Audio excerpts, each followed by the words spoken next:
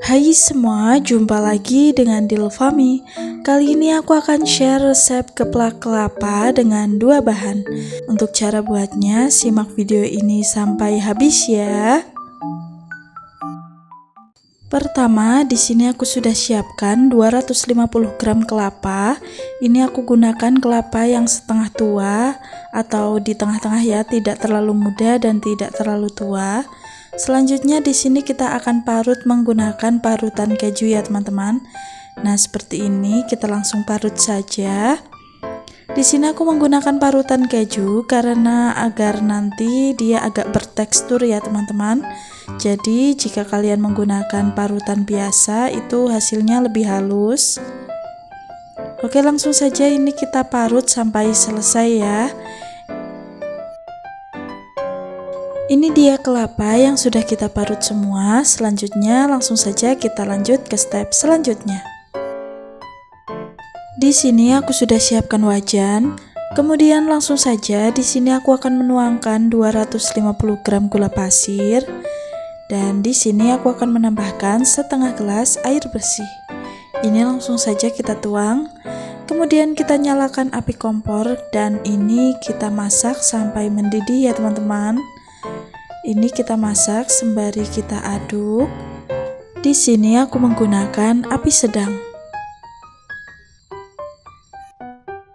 Setelah gulanya mencair dan mendidih serta berbuih seperti ini, langsung saja selanjutnya di sini kita akan menuangkan kelapanya ya teman-teman. Ini langsung saja kita tuang semuanya. Kemudian ini langsung kita aduk sampai tercampur rata. Kita aduk terus sampai tercampur semuanya. Setelah kita aduk, selanjutnya di sini aku akan menambahkan pewarna. Di sini aku menggunakan pewarna merah ya teman-teman. Ini aku hanya menggunakan satu warna saja.